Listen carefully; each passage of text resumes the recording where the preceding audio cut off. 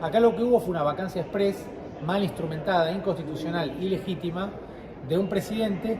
¿Por qué? Porque políticamente pensaron que no iba a haber una reacción muy fuerte de parte de la ciudadanía, pero la hubo y por eso hay 70 personas que fueron asesinadas, producto de estas protestas posteriores a la destitución irregular de Castillo. Castillo saldrá en libertad. Guido Crochatto, abogado de Pedro Castillo, denunció el golpe de Estado del que fue víctima el presidente y aseguró que hay una violación muy grave en el debido proceso durante la aprobación de la vacancia presidencial, por lo que la destitución es ilegítima y arbitraria. Además, puntualizó que aunque las instancias internas están viciadas pero no concluidas, el único ámbito confiable para la defensa del presidente Pedro Castillo es el ámbito internacional. Por eso presentaron una medida provisional ante el Comité de Derechos Humanos de la ONU, denunciando la arbitrariedad de la prisión y destitución del maestro Chotano, que ha generado tanto en el presidente como en sus electores daños irreparables y una violación a los derechos incluidos en el Pacto de Derechos Civiles y Políticos de las Naciones Unidas. Y es que la justicia en el Perú no está funcionando ni preservando las garantías de Castillo ni de las 70 personas que fueron masacradas a balazos, denuncias que no han sido atendidas en el Perú, lo que inició con la destitución ilegítima del maestro Chotano porque el nido de ratas del Congreso no vacó correctamente a Castillo, dándole el poder a un gobierno que ha sido usurpado por la fuerza y de manera irregular, que se ha mantenido cometiendo delitos gravísimos como la represión brutal, el asesinato y la persecución de cualquiera que piense distinto a la dictadora Dina Boluarte. Hola amigos, buenas tardes. Estamos en la sede europea de Naciones Unidas aquí en Ginebra y tenemos el gusto de entrevistar al abogado argentino Guido Crochatto, que ha venido a esta ciudad porque se está ocupando de dirigir la defensa del expresidente peruano Pedro Castillo, que está en prisión en Perú. Entonces, Guido, buenas tardes. Quería preguntarte por qué razón estás aquí, cuáles son los organismos que has venido a ver, porque hay evidentemente una violación supuesta de los derechos de Pedro Castillo y cómo vos estás de alguna manera llevando adelante el caso. Bueno, nosotros en el equipo jurídico que estoy encabezando para defender los derechos civiles, procesales y políticos de Pedro Castillo entendemos que hay una violación muy grave al debido proceso en la vacancia, con lo cual la destitución es ilegítima y la prisión es arbitraria. Como las instancias internas están viciadas, cuando no concluidas, el único ámbito confiable que le queda a la defensa del presidente, diría yo, Pedro Castillo, porque está mal destituido, es el ámbito internacional. Y dentro del ámbito internacional, el más prestigioso es este donde estamos ahora, ¿no? Las Naciones Unidas. Nosotros presentamos hace poco más de una semana con Zaffaroni una medida provisional ante el Comité de Derechos Humanos denunciando la arbitrariedad de la prisión y de la destitución de Castillo y cómo esto origina, tanto en él como en sus electores, daños irreparables y una violación a derechos que están en el Pacto de Derechos Civiles y Políticos, ¿no? Bien, para que los que nos están siguiendo sepan, el Comité de Derechos Humanos vigila el cumplimiento del Pacto de Derechos Civiles y Políticos de Naciones Unidas, uno de los dos pactos fundadores del sistema de Naciones Unidas, que está todo bien organizado aquí en este organigrama, y allí, digamos, los estados tienen que pasar exámenes cada 5 o 6 años de que están cumpliendo el pacto, pero además, si aceptan un protocolo facultativo específico, pueden venir las personas que han sufrido violaciones de alguno de los principios del pacto y que no han encontrado justicia en sus países de origen, pueden venir aquí y traer el caso. Ese caso es examinado por el comité, que son 18 expertos elegidos por el voto secreto de los países que han ratificado el pacto, que no son funcionarios de la ONU, que solamente les cubren viáticos, o sea que son independientes y actúan en base a su conciencia. Ellos pueden emitir un dictamen que obliga al Estado a modificar las violaciones que se hicieron contra esa persona en el país. Acá ha habido casos muy conocidos, Lula, Baltasar Garzón, y ahora tenemos al presidente Pedro Castillo. ¿Cuáles son tus aspiraciones con respecto a el rol que puede jugar este comité por la restauración de los derechos de Pedro Castillo? Bueno, es una pregunta muy precisa. Mis aspiraciones y las de Castillo son altas porque la justicia en Perú no está funcionando como debería.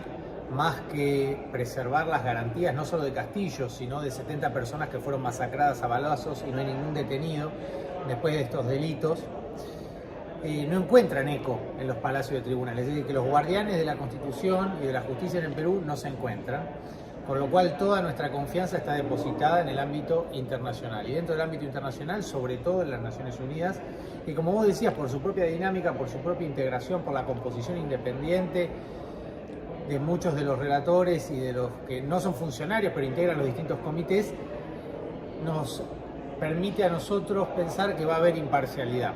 Y de una lectura imparcial de los hechos y de las normas, la única conclusión o inferencia posible es que la destitución de Castillo es ilegítima, con lo cual hay un gobierno actualmente que ha usurpado por la fuerza, de manera irregular, el poder, cometiendo delitos gravísimos, no solo las 70 personas, las 70 ejecuciones extrajudiciales, la represión brutal de la protesta, la censura y la persecución contra cualquiera que piense distinto, la censura Amnistía Internacional, a quien se le prohibió en Lima presentar su informe en la Casa de la Memoria, por cuestiones administrativas, entre comillas.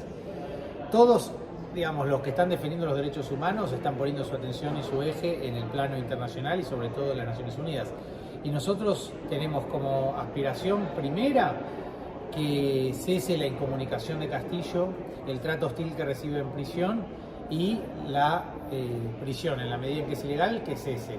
Porque incluso si uno está de acuerdo, yo no estoy de acuerdo, pero si uno creyera que Castillo tiene que ser vacado, el procedimiento que siguió el Congreso para hacerlo no es el que corresponde según las propias normas peruanas.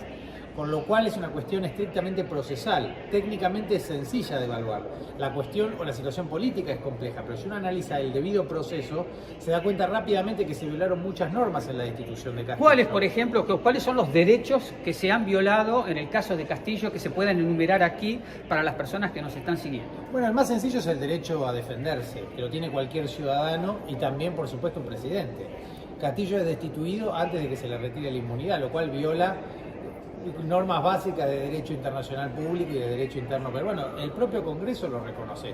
Castillo es vacado, es detenido por su propia custodia y supuesta flagrancia, aunque la flagrancia o cuasi flagrancia es una figura que no se correspondía con lo que estaba pasando, porque Castillo estaba en un auto con su familia llevando a sus hijas a la Embajada de México, es decir, que tampoco se configura la flagrancia.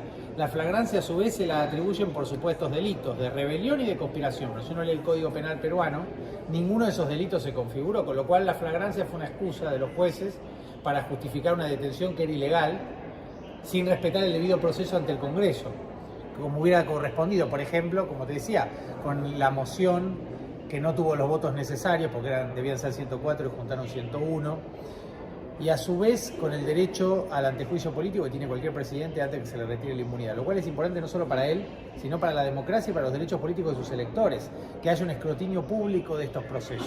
Acá lo que hubo fue una vacancia express, mal instrumentada, inconstitucional, ilegítima, de un presidente. ¿Por qué? Porque políticamente pensaron que no iba a haber una reacción muy fuerte de parte de la ciudadanía, pero la hubo y por eso hay 70 personas que fueron asesinadas, producto de estas protestas posteriores a la destitución irregular de Castillo.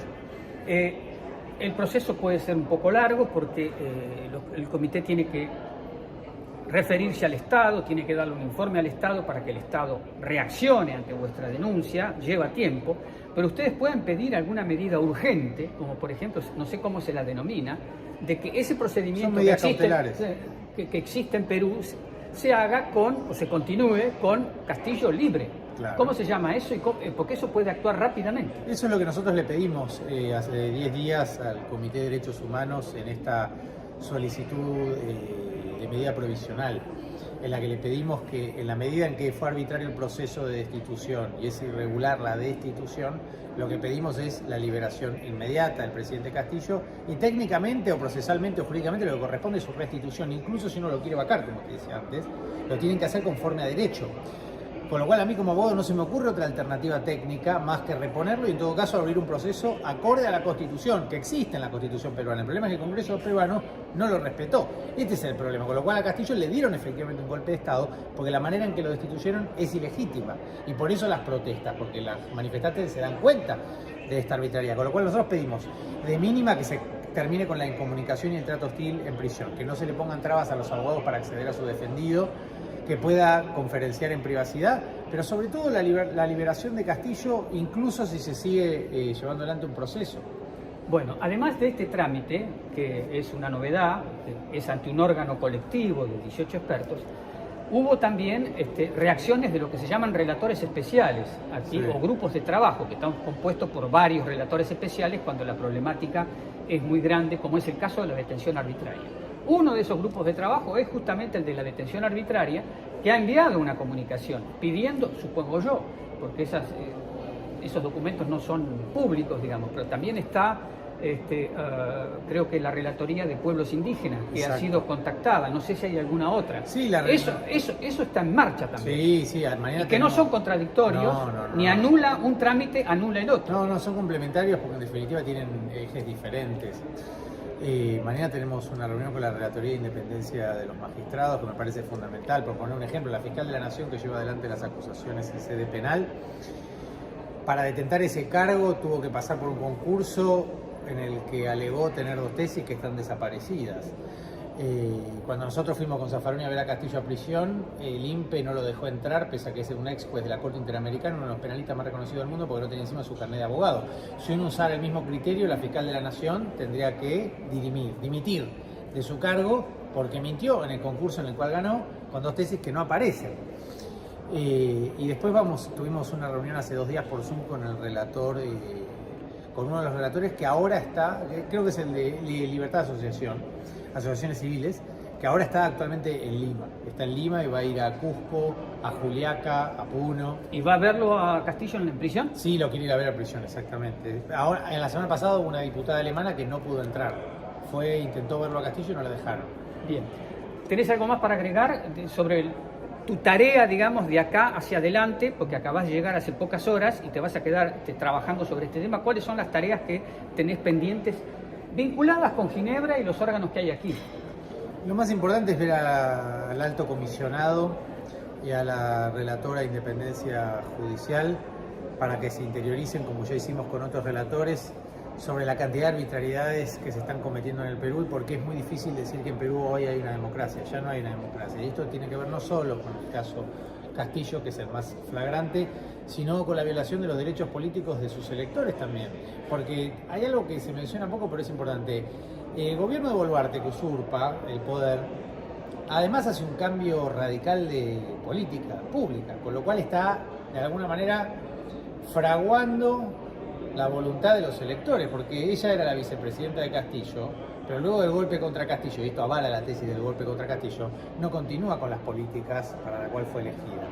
Las revierte radicalmente, asociándose con el fujimorismo, que siempre quiso destituir a Castillo, incluso no lo querían dejar asumir, impugnando los votos de los indígenas que tuvieron que protestar en Lima 45 días para que reconocieran sus votos legítimos. Con lo cual, por eso vinimos al Comité de Derechos Humanos a alegar también esta segunda violación de derechos civiles y políticos, no solo los de Castillo, sino los derechos políticos de los electores que no están siendo representados por una persona que luego del golpe contra Castillo cambia de eje absolutamente. Bien. Guido Croxatto, muchas gracias. Desde Ginebra les transmitió Juan Gasparini. Muchas gracias. ¿Y tú qué opinas de las declaraciones de Guido Croxatto? ¿Crees que el abogado logre sacar de prisión al presidente Pedro Castillo? Déjanos tu opinión en los comentarios y comparte este video para ayudarnos a que esta información llegue a más personas.